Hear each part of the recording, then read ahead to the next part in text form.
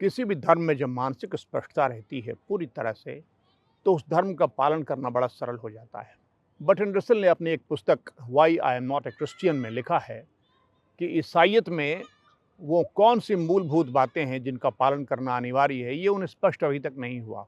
ये एक समस्या है।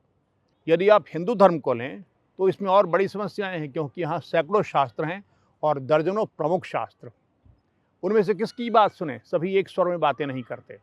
इसलिए हिंदू हमेशा कंफ्यूज रहता है। एक हिंदू से आप पूछेंगे कि उसके क्या अनिवार्य कर्तव्य हैं, फर्ज हैं, या उसके धर्म के कौन से स्तंभ हैं, तो वो नहीं बता पाएगा आपको। यहाँ तक कि हिंदू विद्वानों से भी पूछेंगे तो सोचना पड़ेगा उन्हें कि क्या बताएं। इससे एक हिंदू बहुत कंफ्यूज रहता है। और भगवान ने कहा है कि संशय आत्मा विनश्यति, जिसके मन में संशय है उसका तो उत्थान नहीं हो सकता। और यही हिंदुओं के साथ हम देख रहे हैं। लेकिन हिंदू धर्म की कई शाखाएं हैं। वैदिक धर्म भी एक शाखा है, पौराणिक धर्म भी एक शाखा है, शैव धर्म एक शाखा है, शाक्त धर्म एक शाखा है, आगम धर्म यानी तंत्र धर्म एक शाखा है, भागवत धर्म जो भागवत पुराण पर आश्रित है वो भी एक शाखा है। लेकिन एक शाखा और है जो है भगवत धर्म यानी भगवत गीता पर आधारित धर्म। इसमें कोई संशय नहीं है। भगवत धर्म के 5 स्तंभ बड़े स्पष्ट रूप से बताए जाते हैं और सभी भगवत धर्मियों को वो याद रहते हैं।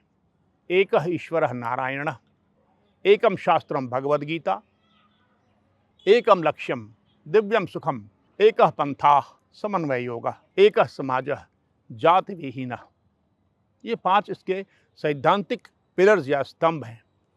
क्या करना है इसकी अलग नियमावली है। पहले मैं आपको मुख्य 5 स्तंभों पर बता दूं। ईश्वर एक है और वह नारायण है।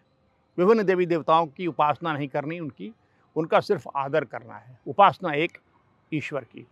दूसरा, एक शास्त्र है भगवत गीता, बाकी सारे धर्म ग्रंथ कह सकते हैं, शास्त्र नहीं कहते उसको भगवत धर्मी।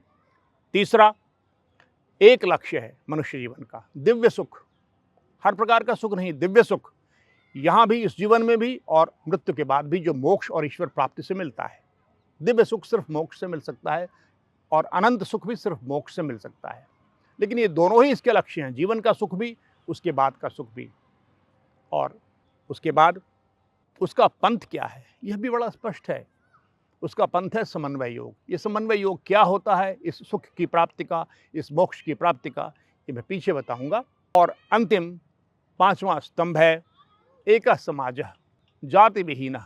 एक ही समाज जिसमें जाति के आधार पर, जन्म के आधार पर कोई भेदभाव नहीं किया जाता हो।